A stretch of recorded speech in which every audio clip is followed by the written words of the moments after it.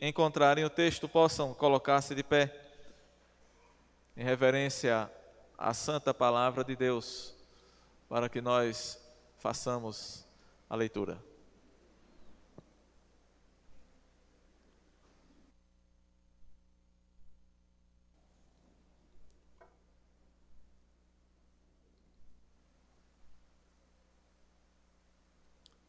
Primeira João, capítulo 2, versículo 18. Nós leremos até o versículo 21. Vamos aguardar para que todos possam acompanhar a leitura. Vamos ler, diz assim a santa palavra de Deus. Filhinhos, já é a última hora, e como ouvistes que vem o anticristo, também agora muitos anticristos têm surgido, pelo que conhecemos que é a última hora. Eles saíram de nosso meio, entretanto, não eram dos nossos, porque se tivessem sido dos nossos, teriam permanecido conosco. Todavia, eles foram para que ficasse manifesto que nenhum deles é dos nossos. E vós possuís unção que vem do Santo, e todos tendes conhecimento. Não vos escrevi porque não saibais a verdade, antes, porque a sabeis, e porque mentira alguma jamais procede da verdade. Que Deus aplique a sua palavra em nossos corações. Vamos orar, irmãos. Santo Deus, nosso eterno Pai, Deus maravilhoso, Deus grandioso, glorioso, nós te louvamos, ó Deus, por esse momento em que aqui estamos reunidos nesta casa de oração. Gratos, ó Deus, pelo que o Senhor tem feito por nós. Gratos, ó Deus, pela tua salvação em Cristo Jesus. Gratos, ó Pai, porque esta salvação nos alcançou. E aqui estamos, ó Deus, prostrados espiritualmente perante os teus pés, esperando receber de ti as dádivas graciosas da tua santa e bendita palavra. Obrigado, ó Deus, por tudo que fizemos até este momento, pelos louvores, pelas leituras, pelas orações. E agora nós te suplicamos, ó Deus, que fale a cada coração nesta noite. Os que estão aqui conosco, aqueles que estão acompanhando essa transmissão, ó Senhor, fala a cada coração. Os que já te pertencem, ó Deus, edifica-os para a glória do teu nome.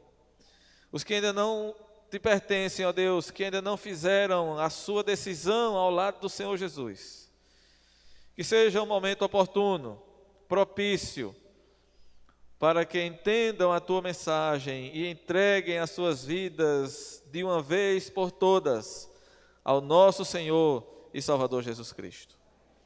Ó Deus, tem misericórdia dos nossos irmãos que estão doentes. Ajuda, Senhor, os que não estão aqui por questões de saúde. Restaura, Senhor, a saúde dos teus servos conforme a tua vontade. Nós te oramos em nome de Jesus. Amém. Podeis assentar, meus amados.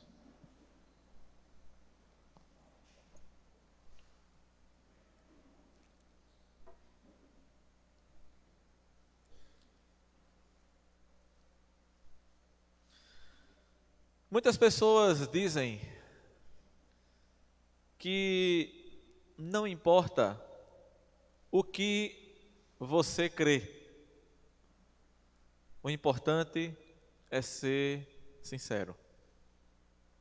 Eu já ouvi alguém dizer: olhe, eu posso até não estar dentro do que de fato é a verdade. Mas eu sou sincero. O meu coração é sincero com Deus. E Deus conhece o meu coração. E de fato, meus amados, Deus conhece cada coração. Mas será que esse pensamento de que a verdade não é o que mais importa, e sim a sinceridade do coração, será que isso de fato é verdade? Será que a sinceridade transforma o falso em verdadeiro? Será que alguém que tem uma crença numa doutrina, no ensino falso, no ensino que não está de acordo com a palavra de Deus, será que essa pessoa, por mais sincera que seja, que possa ser, a sinceridade do seu coração vai fazer com que Deus aceite o ensino falso no qual ela crê? Imagine, meus amados, um médico que no hospital ele prescreve de forma inadvertida, prescreve um medicamento que, ao invés de curar o paciente, vai agravar o seu estado de saúde, podendo chegar até a matá-lo. Mas aquele médico prescreveu essa medicação com toda a sinceridade do seu coração. Mas ele estava equivocado. E os irmãos sabem que isso é possível acontecer. Ele estava equivocado. O fato dele ter prescrevido o medicamento errado, com toda a sinceridade do seu coração, evitou que aquela medicação errada fizesse mal ao seu paciente? Por mais sincero que seja o coração daquele médico, não evitou. Imagine você vivendo na cidade grande, precisando pegar ônibus o tempo todo para se locomover de um lugar para outro. E você tem que estar atento ao ônibus que você vai pegar. Você fica lá na parada, aguardando, e passa um, passa outro, mas aquele não é o seu. Se por um descuido seu, você entrar com toda a convicção do seu coração no ônibus errado, você vai parar no destino certo? Não vai. Sinceridade de coração não é tudo. É preciso que haja o entendimento correto, o ensino correto. Nesse texto, meus amados, o apóstolo João nos fala da diferença daquele que serve a Deus e daquele que não serve a Deus. O profeta Malaquias, no capítulo 3, Malaquias, último livro do Antigo Testamento, no capítulo 3, no versículo 18, ele tem aqui uma palavra que é muito conhecida. Veja o que é que diz o profeta Malaquias, no capítulo 3, versículo 18: então vereis outra vez a diferença entre o justo e o perverso, entre o que serve a Deus e o que não serve. Meu amado, o que nós precisamos pensar nessa noite, eu quero levá-lo a pensar de forma extremamente séria, de forma muito séria, é na seguinte pergunta, e a resposta fica com você no seu coração. E a pergunta é: você, de fato e de verdade, serve a Deus ou não serve?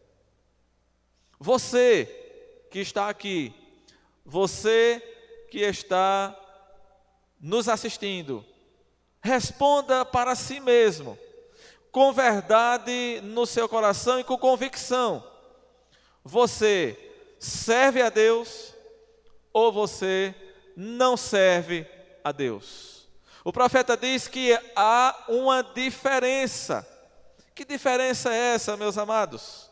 É o que nós vamos observar no desenvolvimento do texto da palavra de Deus. Por isso, eu peço aos amados que permaneçam com suas Bíblias abertas no texto de João, porque nós vamos observar o que é que ele nos mostra a respeito dessa verdade.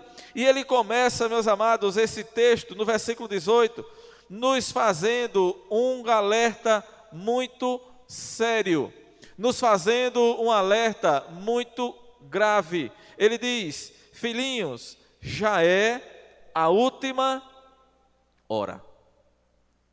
O primeiro ponto que nós queremos pensar nessa noite é este: já estamos vivendo a última hora.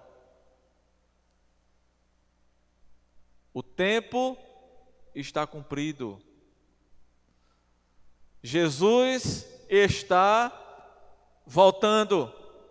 Jesus está vindo. Ele está às portas. E a Escritura nos diz que nós já estamos vivendo a última hora.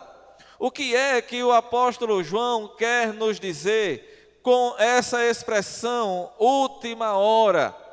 Meus amados, quando nós pensamos na última hora, é muito comum no nosso entendimento vir aquela imagem de Jesus rasgando os céus por entre as nuvens, como ele mesmo diz lá em Apocalipse, que vem com as nuvens. E nós temos uma tendência a imaginar que essa última hora, ela ainda está longe.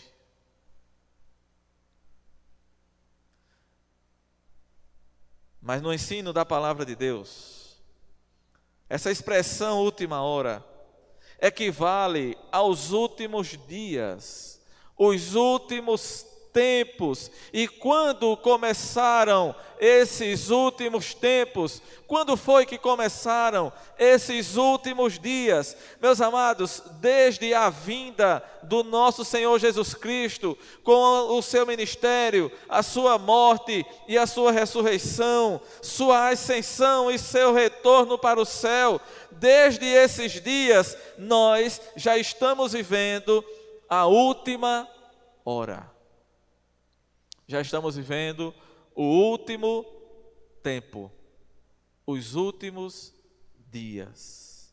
Essa expressão última hora, ela descreve não necessariamente um tipo de tempo, ou seja, não necessariamente uma duração do tempo. A expressão última hora, ela não quer tanto nos falar sobre a duração do tempo, mas sobre o momento que estamos vivendo. E desde que Jesus subiu para o céu, os discípulos começaram a pregar e a dizer que já estamos vivendo na última hora. Desde a partida de Jesus para o céu e o início da pregação dos apóstolos aqui na terra, eles começaram a dizer que estamos nos últimos tempos, que o tempo se aproxima, que nós estamos aguardando o nosso Senhor Jesus Cristo. Os apóstolos já nos diziam que não sabemos o dia e nem a hora, mas que a qualquer momento Ele pode chegar. O apóstolo Paulo, quando ele fala sobre esse assunto, na primeira carta aos Coríntios, no capítulo 15, ele diz que quando Jesus vier, nós, os que estivermos vivos, não precederemos os que dormem. Observe que Paulo usa a linguagem nós. E essa palavra ela se aplica a toda a igreja, porque toda a igreja está vivendo os últimos tempos. João aqui, meus amados, está nos apresentando uma verdade teológica. Nós estamos vivendo a última hora. João não está falando necessariamente de uma referência cronológica, até porque nós não podemos afirmar quando é a volta de Cristo, quando é o último dia, quando é o dia final, o dia glorioso. Porque, meus amados, todos os que assim fizeram caíram em erro. Mas observe, meus amados, que a Escritura nos descreve como são os últimos tempos, quais são os últimos dias. Eu convido você a observar o que diz a primeira carta de Paulo a Timóteo, no capítulo 4. Observe o que ele diz. No primeiro versículo, ele afirma, ele diz assim: ora, o Espírito afirma expressamente que nos últimos tempos alguns apostatarão da fé, por obedecerem a espíritos enganadores e a ensinos de demônios. Paulo diz que nos últimos tempos alguns apostatarão da fé. É o Espírito que expressa, que afirma expressamente que nestes últimos tempos. E quando são os últimos tempos? Que tempos são esses? Na segunda carta que Paulo escreve a Timóteo, no capítulo 3, ele desenvolve de forma mais específica, de forma mais detalhada, que últimos tempos são esses.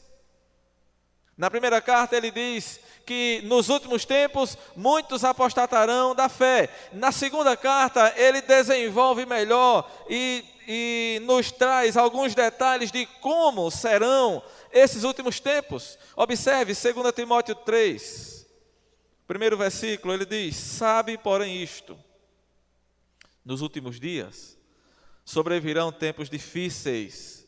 Observe, meus amados, Paulo continua falando do mesmo assunto. Ele diz: nos últimos dias sobrevirão o quê? Tempos difíceis. Por quê? Paulo nos explica: pois os homens serão o quê?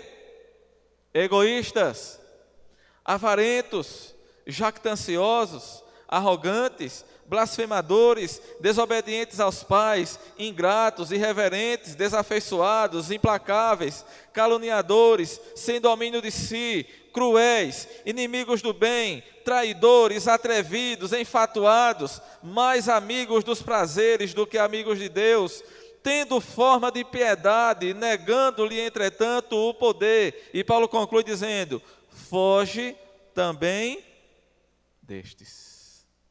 E eu lhes pergunto, meus amados, nós estamos vendo isso? Nós estamos vivendo tempos difíceis? Os dias são difíceis? Os tempos são difíceis? Os homens que nós estamos vendo, os homens com os quais nós estamos convivendo, eles se enquadram nessa descrição que o apóstolo Paulo faz aqui? São egoístas, são avarentos, são arrogantes, blasfemadores, desobedientes aos pais, ingratos, irreverentes. Observe, meus irmãos, quanto mais nós lemos essa relação, mais nós podemos fazer a comparação com tudo o que nós estamos vendo. Você já viu um tempo em que os filhos estejam mais desobedientes aos pais do que hoje? Você já viu um tempo em que as pessoas vivem com maior irreverência como estão vivendo hoje? Até porque a irreverência hoje, ela é aplaudida pelo mundo, pelos meios de comunicação. As pessoas aplaudem a irreverência e passam uma ideia de que isso é uma coisa boa. E cada um desses adjetivos que o apóstolo Paulo descreve aqui, meus amados, retrata com muita clareza, com muita vivacidade, tudo o que nós estamos vendo nos nossos dias, nesses últimos tempos. Ele continua dizendo que os homens, nos últimos tempos, eles entram sorrateiramente nas casas, conseguem cativar mulheres sobrecarregadas de pecados, conduzidas de várias paixões. Paulo fala aqui da promiscuidade sexual. Você já viu um tempo de uma promiscuidade sexual maior do que a que nós estamos vendo?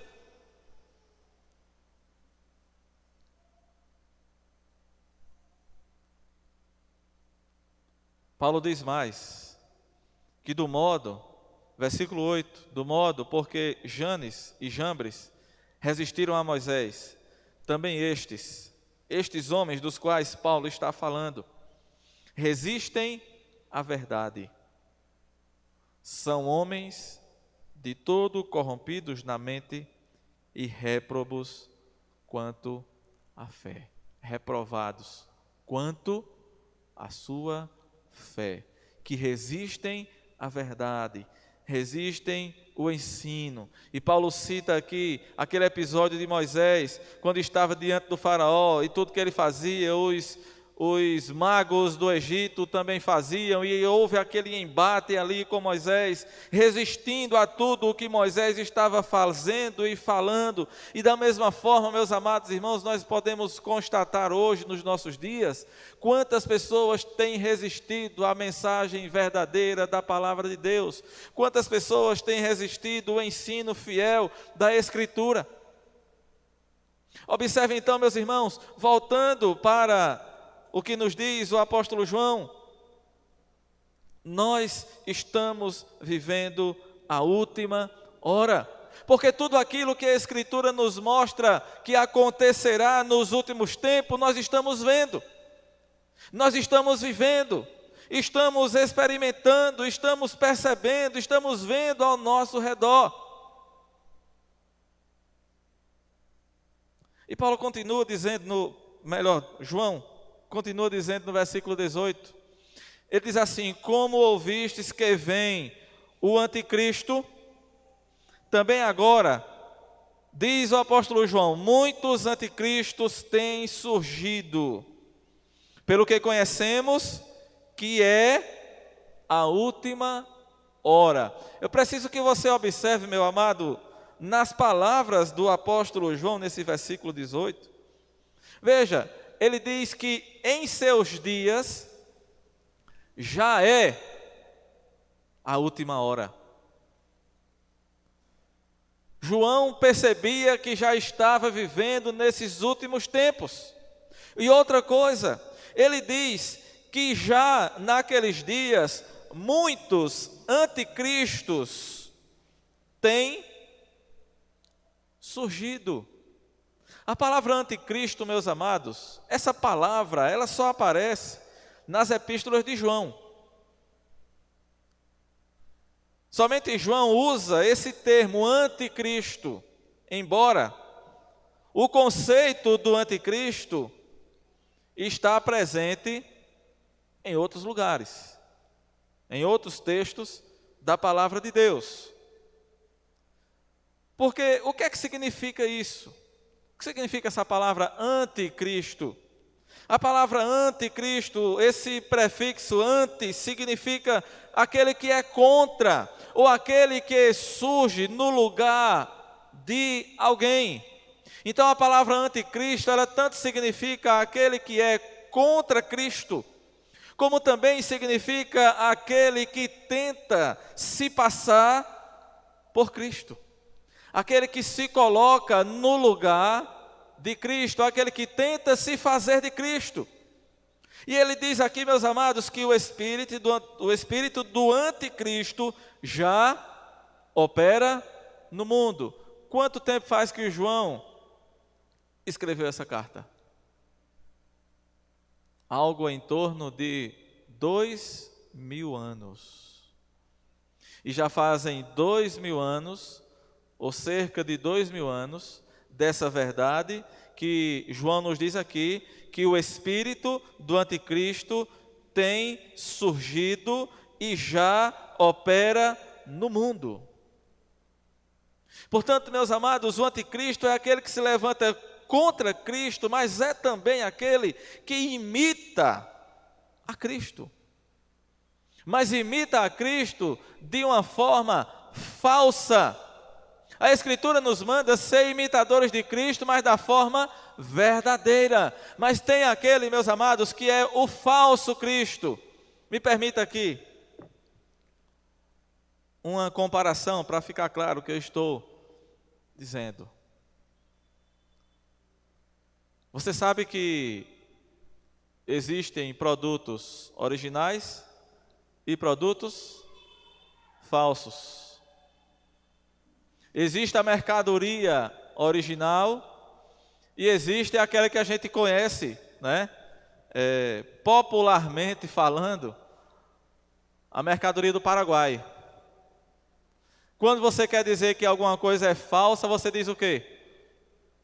Esse aí é do Paraguai. Significa o quê? Que ele é falso.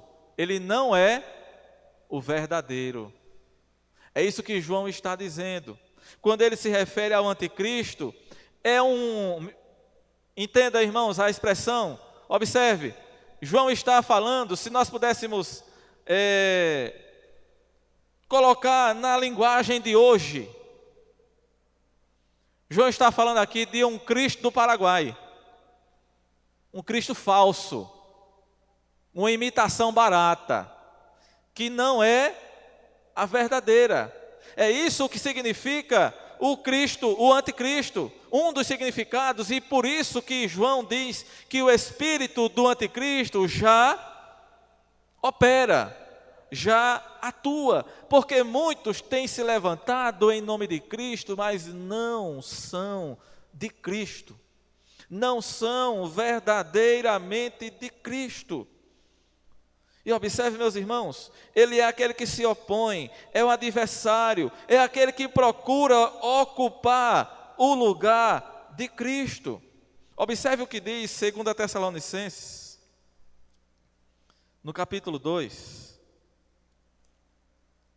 2 Tessalonicenses, no capítulo 2, no versículo 3, ele diz assim: ninguém, de nenhum modo, vos engane, porque isto não acontecerá sem que primeiro venha a apostasia, e seja revelado o homem da iniquidade, o filho da perdição, o qual se opõe e se levanta contra tudo que se chama Deus, ou é objeto de culto, a ponto de assentar-se aonde? No santuário de Deus, ostentando-se como se fosse o quê? O próprio Deus. Veja que Paulo está falando aqui da mesma figura. João é que usa essa expressão anticristo. E qual é a expressão que Paulo usa aqui na carta aos Tessalonicenses? Paulo fala aqui de quê? Do homem da iniquidade. O iníquo. Paulo usa essa expressão, o iníquo. No versículo 9 do mesmo capítulo de Tessalonicenses, Paulo diz: ora, o aparecimento do iníquo é segundo a eficácia de Satanás. Observe, irmãos, ele diz que ele se levanta, ele se opõe contra Deus, contra tudo que se chama Deus ou é objeto de culto, tudo aquilo que está voltado para Deus. O anticristo se levanta contra. O espírito do anticristo, ele se levanta contra. Mas Paulo diz também que ele também chega ao ponto de assentar-se no santuário de Deus, ostentando-se como se fosse o próprio Deus. Observe, aquela segunda aplicação do termo anticristo. O anticristo, ele tanto revela, ele tanto significa aquele que se levanta contra Deus, como também aquele que se passa por Deus, ou seja, o que se levanta contra Cristo e o que tenta se passar por Cristo, o Cristo falso, o Cristo do Paraguai, a imitação falsa. E é isso que Paulo está dizendo aqui. Observe que tanto Paulo quanto João estão referindo-se à mesma pessoa, à mesma figura. E o que é, irmãos, que nós precisamos observar aqui?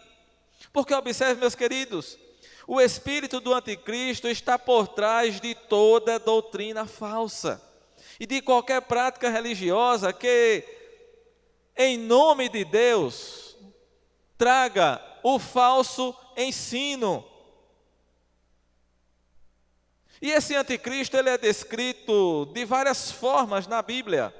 O profeta Daniel descreve o anticristo como o príncipe que há de vir. Daniel 9, 26. Jesus chama o anticristo de abominável da desolação. Mateus 24, 15.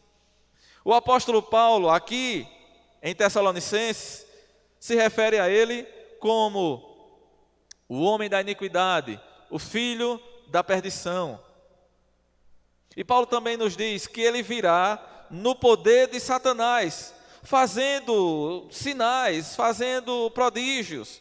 Versículo 10, versículos 9 e 10 nos dizem que o aparecimento dele, do iníquo, é segundo a eficácia de Satanás, com todo o poder e sinais e prodígios da mentira e com todo o engano de injustiça aos que perecem. Por quê? Porque não acolheram o amor da verdade para serem salvos.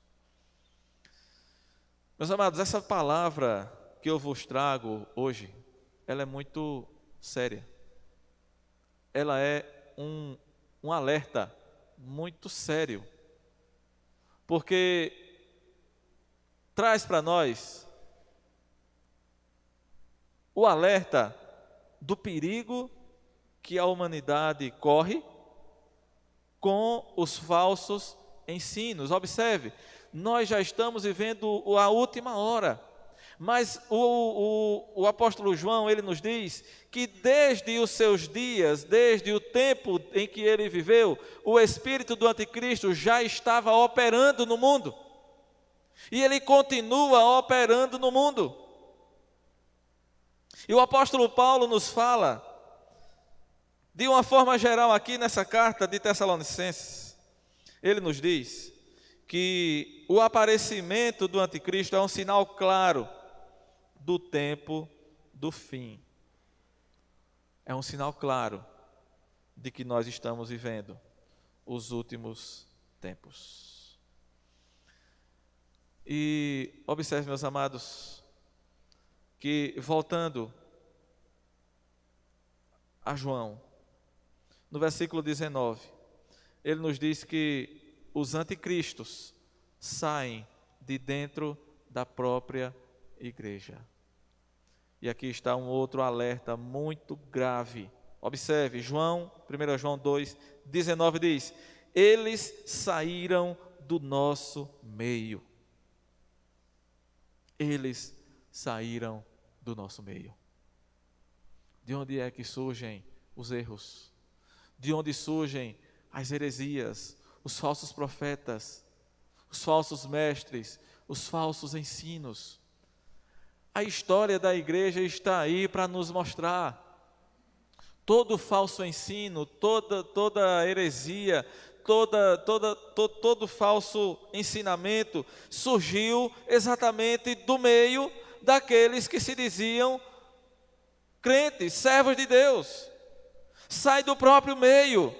Só que essas pessoas, elas não permanecem, porque observe o que é que João diz. Eles saíram porque não eram dos nossos. Eles saem do nosso meio. E eles não permanecem porque não eram dos nossos. E diz João, porque se tivessem sido dos nossos, teriam permanecido. Observe, meus amados, todos aqueles que abandonam a Cristo e se voltam contra Cristo são considerados como anticristos.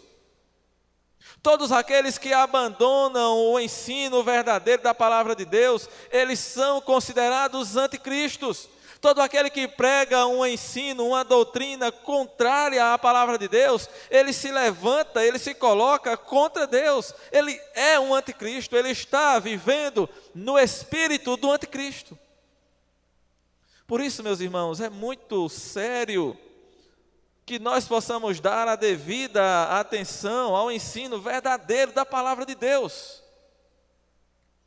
Se existe uma coisa que nós não podemos abrir mão, nunca, jamais, é do ensino correto da palavra de Deus. E meus irmãos, nós precisamos aprender a ouvir a palavra de Deus. Precisamos aprender a ouvir o ensino verdadeiro, a ouvir o ensino correto, porque muitos têm se levantado com ensinos falsos. Muitos têm se levantado com ensinos falsos. É claro, meus amados, é bem verdade, eu não estou dizendo aqui que não existe mais o ensino verdadeiro. Eu não estou dizendo aqui que todos fora daqui estão pregando de forma falsa. Não é isso que eu estou falando. Mas nós estamos num tempo, numa época em que nós somos bombardeados de todos os lados, com ensinos de todo tipo, de todas as formas. Você liga a televisão, tem pregação o tempo todo se você quiser. Você vai para a internet, tem pregação o tempo todo se você quiser. Você vai para o rádio, tem pregação o tempo todo se você quiser. Não é verdade? Não é assim? Se você quiser, você passa o dia inteiro ouvindo pregação. É ou não é? E nós precisamos ter um filtro. Nós precisamos ter o cuidado de não estar dando ouvidos a falsos ensinos. E aqui, meus irmãos, está a grande necessidade que eu e você temos de conhecer a palavra de Deus. Como é que nós vamos saber se o que está sendo pregado é verdade? Como é que nós vamos saber se o que está sendo ensinado é de fato a palavra de Deus? E esse versículo aqui, meus irmãos, nos faz lembrar, porque observe, nos faz lembrar da doutrina da perseverança dos santos. João diz que muitos saíram do nosso meio, eles saíram porque não eram dos nossos, porque se fossem dos nossos teriam permanecidos. Observe, meus amados, aquele que persevera até o fim, diz a palavra de Deus, esse será salvo. Agora observe que a perseverança até o fim não é a condição para a salvação.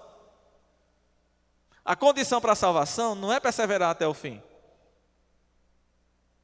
Perseverar até o fim é o selo, o carimbo da salvação. É a prova de que você é, de fato, um salvo em Cristo. Somente os verdadeiramente salvos perseveram até o fim. Aqueles que caem pelo caminho e não voltam nunca mais, é porque nunca foram salvos. Irmãos, nós não podemos ter dúvidas quanto a isso. Tem gente que fica naquela dúvida cruel, né? O crente pode perder a salvação se perde, sim ou não? Perde ou não perde? Aí você diz assim, olha, mas e aqueles que viveram muito tempo na igreja, que passou muito tempo, foi batizado, que frequentava a igreja, que era parte de todos os departamentos, todos os movimentos da igreja, e depois de um tempo aquela pessoa caiu no mundo e nunca mais voltou. Meu amado, é porque essa pessoa nunca foi um salvo. Se ela morreu sem Cristo, é porque ela nunca foi um salvo. Olha o que é que João diz: eles saíram do nosso meio porque não eram dos nossos. Não eram de Cristo. Porque se tivesse permanecido,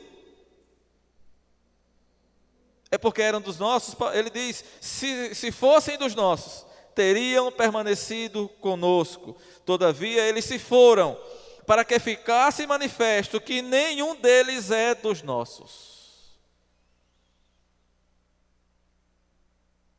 O crente pode até cair, meu amado. Pode cair. Pedro caiu. Tomé caiu. Davi caiu. E tantos outros caíram. Mas eles se levantaram. Eles não morreram nos seus pecados. Aquele que é verdadeiramente salvo em Cristo, aquele que Cristo resgatou, aquele que Deus colocou sobre ele a sua mão, ele vai perseverar até o fim. Ele pode até tropeçar em algum momento da sua caminhada, ele pode até cair, mas Deus vai levantá-lo. Porque Deus é fiel e a sua palavra é fiel e ela não volta vazia. E a palavra de Deus nos diz, Jesus nos ensinou que aqueles que o Pai me deu, eles são meus e ninguém poderá arrebatá-los da minha mão. Se Cristo te salvou, meu irmão, você vai perseverar até o fim. Agora, cuidado. Cuidado, você de fato é salvo? Você de fato foi transformado por Cristo? Ele transformou a tua vida? Ele te salvou? Meu amado, isso é uma coisa muito séria, muito grave. Você não pode brincar com isso. Dessa verdade, meu amado, depende a sua eternidade. Dessa verdade depende a sua eternidade. Aonde você vai passar a sua eternidade? Com quem você vai passar a sua eternidade? De que forma você vai passar a sua eternidade? E tudo isso depende do tempo em que você está aqui nesse mundo. Agora observe, meu amado. Aqui João está nos mostrando a diferença do que serve a Deus e do que não serve. O que serve a Deus é aquele que persevera até o fim. O que não serve a Deus, João diz, aqueles que saíram do nosso meio, e saíram porque não eram dos nossos e nunca mais voltaram. Mas para concluir, meus amados, em último lugar, João nos ensina, nos versículos 20 e 21, que os verdadeiros crentes, os verdadeiros salvos em Cristo, eles têm duas marcas. A unção do Espírito e o conhecimento. Versículo 20 ele diz, e vós possuís unção que vem do Santo, e todos tendes conhecimento. A unção do Espírito, meus amados, é um privilégio de todo crente verdadeiro. Cuidado com esse ensino de alguém dizer assim, olha, tu já tem o Espírito Santo, e um diz assim, não, eu sou crente já faz tanto tempo, mas não tenho o Espírito Santo ainda não. O que é que a Bíblia diz a esse respeito?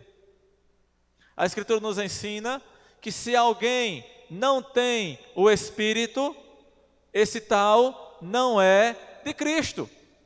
Esse tal não é dele. Se alguém não tem o Espírito de Deus, esse tal não é dele. Meus amados, ele diz aqui, o apóstolo João, que nós possuímos a unção do Espírito, a unção que vem do Senhor. É um privilégio do crente, no ato da sua conversão, meu querido, meu amado, você já foi ungido com o Espírito Santo, você foi revestido pelo poder do Espírito Santo, no momento em que você entendeu a mensagem da palavra de Deus, no momento em que você entendeu a palavra de salvação, e você tomou aquela decisão na sua vida, de seguir a Cristo, de viver para Ele, de servi-lo, você ali foi transformado, você foi renovado. Você foi batizado com o Espírito Santo. Quando nós nos convertemos a Cristo, nós recebemos o Espírito de Cristo. E recebemos esse revestimento de poder. Você lembra o que Jesus disse aos discípulos? Está registrado lá em Atos 1, Versículo 8: mas recebereis poder ao descer sobre vós o Espírito Santo. Observe que os apóstolos, quando Jesus subiu para o céu, os apóstolos ficaram ali, eles ficaram escondidos, ficaram com medo, ficaram ali acanhados, ficaram ali sem saber o que fazer, sem ter para onde ir, mas Jesus disse a eles: olha, vocês aguardem aí, porque vocês serão revestidos de poder. Eu vou enviar o Consolador, o Espírito Santo, ele virá sobre vós e vocês receberão poder. Para quê? Jesus disse: para serem minhas testemunhas. E ele revestiu aqueles apóstolos, aqueles crentes, e eles então saíram a pregar o Evangelho, e saíram no poder do Espírito. Meus amados, nós que somos crentes em Cristo, que somos verdadeiramente crentes em Cristo e salvos no Senhor Jesus Cristo, nós já fomos selados com o Espírito Santo e somos propriedade exclusiva de Deus. Não é assim que a palavra de Deus nos diz? Que nós somos propriedade sua, somos propriedade exclusiva de Deus. E é através desse revestimento do Espírito, através dessa unção que João diz aqui, que nós possuímos, que nós temos o conhecimento de Deus. Só tem o conhecimento de Deus, meu amado, aquele que já foi iluminado pelo Espírito. Nós estávamos lembrando hoje pela manhã, na escola dominical, na classe dos homens, como é que o homem natural entende aquela palavra de Deus, quando ela diz assim: tendes por maior alegria o passardes por várias provações. O homem natural não entende isso. E a Bíblia mesmo nos ensina, nos lembra que o homem natural não entende as coisas do Espírito, porque as coisas do Espírito, elas se discernem espiritualmente. E o homem natural, o homem que não teve esse revestimento do Espírito, ele não tem a condição de discernir espiritualmente as coisas de Deus, e por isso ele não entende. Por isso, meus amados, todo o cristão verdadeiro, ele já recebeu o revestimento do Espírito Santo. E não faz sentido, meus amados, não encaixa um crente que foi revestido pelo Espírito Santo viver uma vida de miséria espiritual, viver uma vida de derrota espiritual, viver uma vida de fraqueza espiritual, viver uma vida de pobreza espiritual. Não faz sentido, não se encaixa. Você pode ser pobre de dinheiro, isso não é pecado, isso não tira ninguém do céu, e nem coloca ninguém no céu também. É bom sempre lembrar que, por exemplo, o rico e Lázaro, o rico foi para o inferno não é porque era rico, é porque ele não tinha Cristo. E Lázaro foi para o céu não é porque era pobre, Lázaro foi para o céu porque ele tinha Cristo.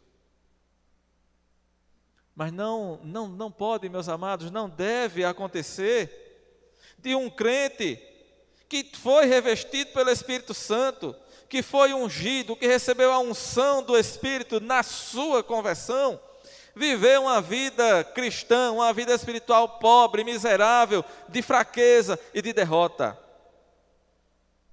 Porque todos os cristãos verdadeiros recebem o Espírito de Deus e conhecem a Deus. É pela unção do Espírito Santo que o crente é capaz de discernir entre a verdade e entre a mentira, entre o que é verdadeiro e o que é enganoso. É pelo ensino, pela unção do Espírito Santo, é pela orientação do Espírito Santo que o crente ele pode rejeitar os falsos ensinos. É pela unção do Espírito Santo e por esse revestimento do Espírito Santo que o crente pode suportar os ataques e as investidas de Satanás. Por isso, meus amados, não nos esqueçamos disso.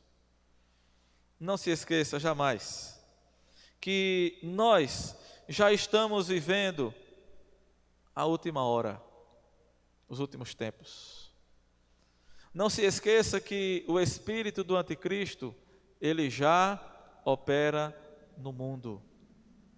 Ele já está ao nosso derredor.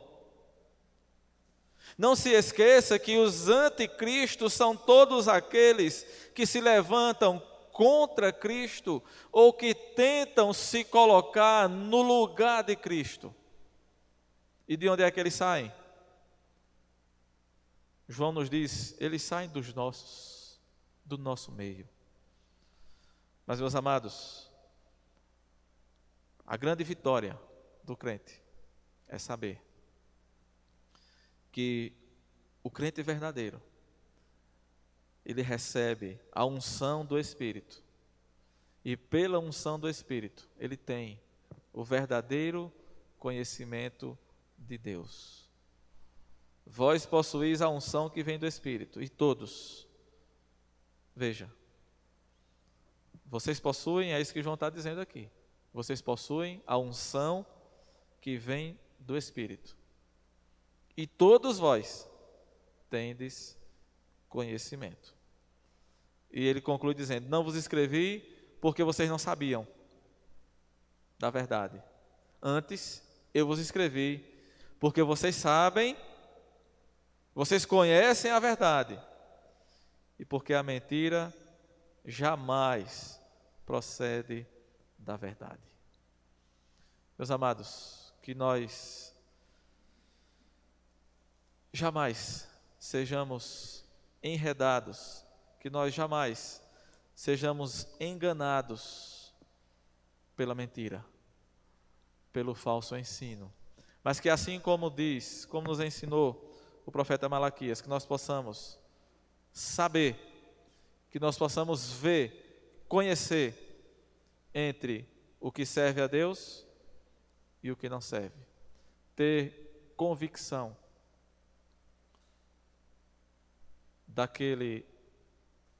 entre aquele que serve a Deus e aquele que não serve. E que todos nós estejamos do lado daquele que serve a Deus. Se você não está desse lado ainda, que você possa tomar uma atitude, tomar uma decisão o quanto antes e estar do lado do que serve a Deus. Eu concluo lembrando daquela pergunta: você serve de fato a Deus? Pense, responda dentro do seu coração e diga se você de fato serve a Deus ou se você não serve. Que Deus nos abençoe.